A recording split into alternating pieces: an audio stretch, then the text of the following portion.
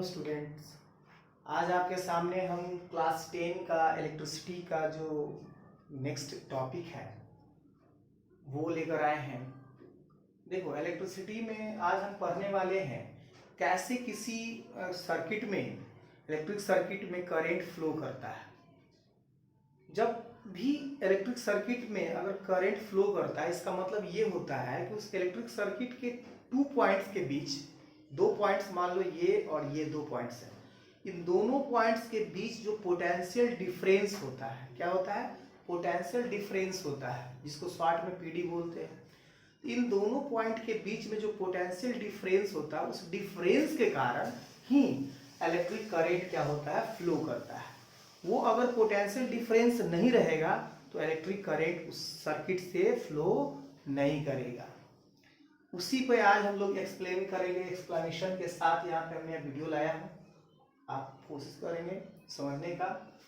देखिए, जैसे मान लो एक plus Q, capital Q charge लिए हैं, जो ओ ऑरिजिन समझ के लो, ऑरिजिन पे रखा गया है, और ए पॉइंट पे एक प्लस क्यू चार्ज है जो कहाँ से? इन्फिनिटी से लाया गया, फिर बी पे।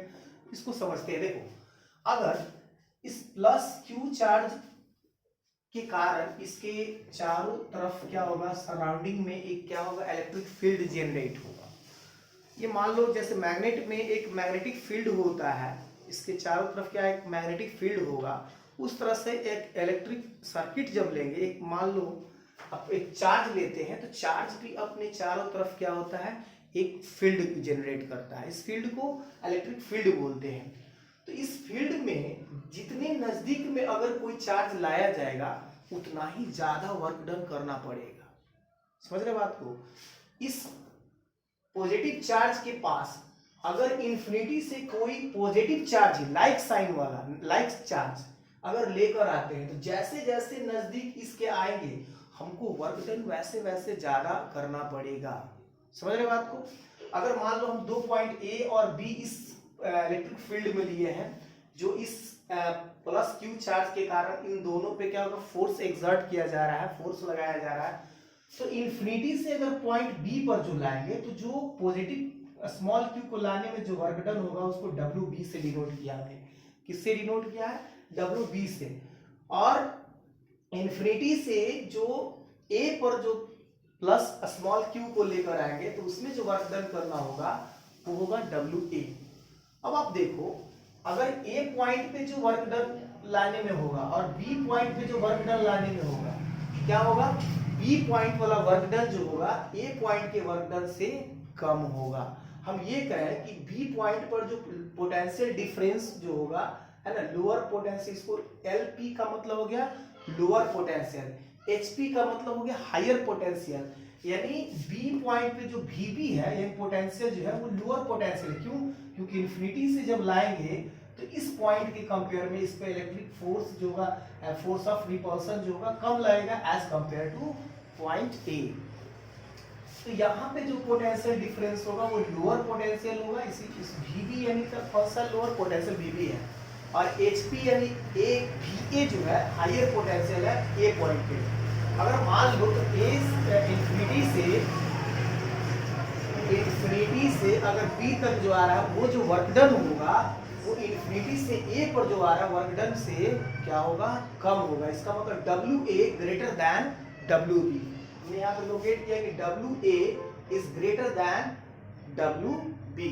यानी ए पॉइंट पे जो वर्क डन होगा पॉजिटिव क्यू को लाने में, वो बी पॉइंट पर जो वर्क डन होगा उससे बड़ा होगा, क्योंकि फोर्स ऑफ रिपल्सन यहाँ पे ज्यादा होगा और यहाँ पे कम होगा।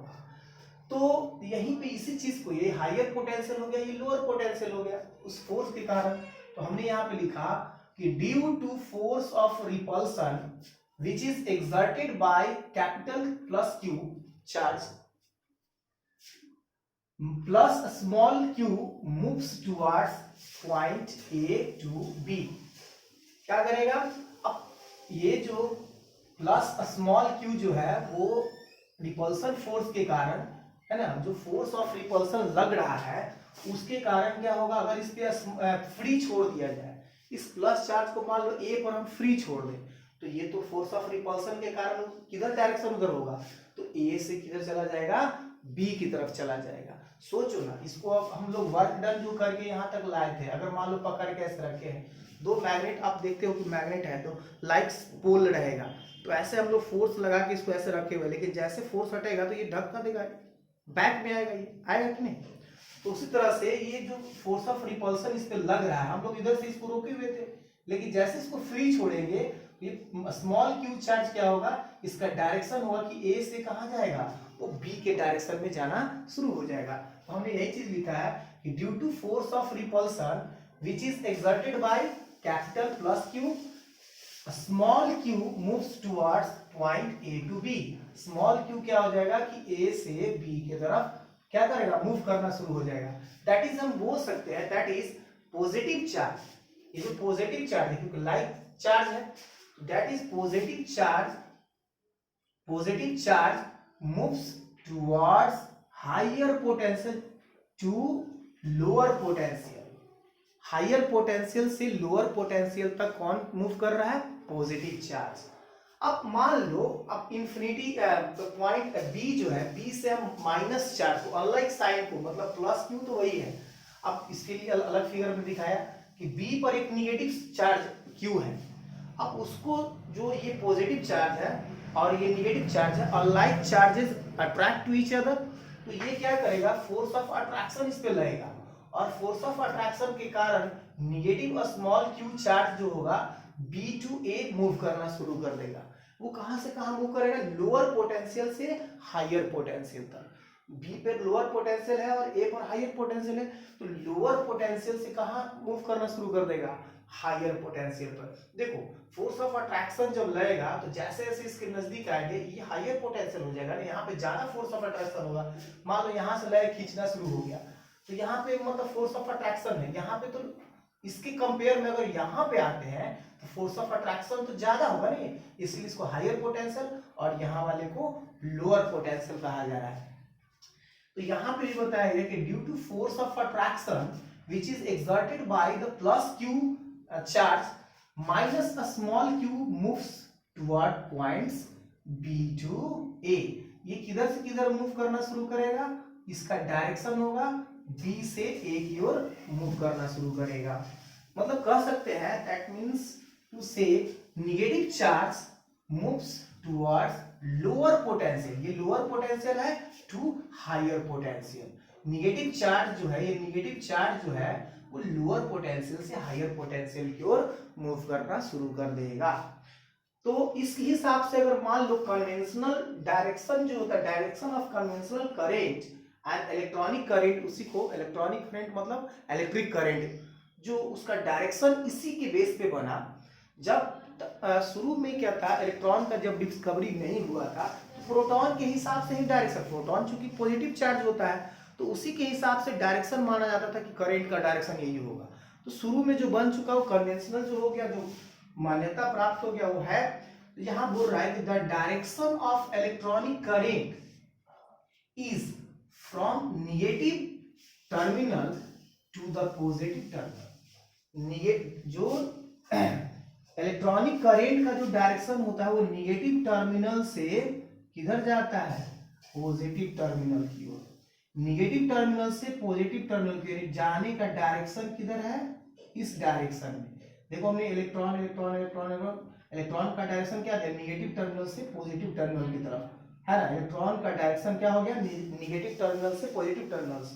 जबकि कन्वेंशनल करंट का डायरेक्शन क्या है, पॉजिटिव टर्मिनल से नेगेटिव टर्मिनल की ओर। बाय कन्वेंशनल यहाँ पे हमने लिखा कि the direction of electronic current is from negative terminal to positive terminal, negative terminal से पॉजिटिव टर्मिनल की तरफ है।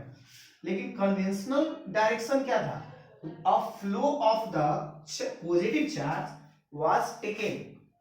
जो कन्वेंशनल डायरेक्शन ऑफ करंट जो था वो क्या लिया गया था, तो the direction of flow of the positive charges was taken to be the direction of electronic current। उस समय जो इलेक्ट्रॉनिक करंट का जो डायरेक्शन था वो फ्लो ऑफ पॉजिटिव चार्ज का था, फ्लो ऑफ पॉजिटिव चार्ज।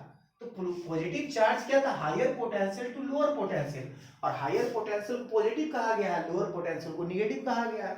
तो हायर पोटेंशियल से मतलब पॉजिटिव चार्ज जब फ्लो करता है तो वो उस समय पॉजिटिव चार्ज के फ्लो के जो डायरेक्शन थे उसी के डायरेक्शन को इलेक्ट्रॉनिक करंट का डायरेक्शन माना गया। लेकिन ये जब क्योंकि देखो उस समय तक because the electron had not been discovered at that time, उस समय तक इलेक्ट्रॉन की डिस्कवरी नहीं हुआ था, इसलिए प्रोटॉन यानी पॉजिटिव चार्ज के डायरेक्शन को ही इलेक्ट्रिक करंट की डायरेक्शन को माना जाता था, है ना।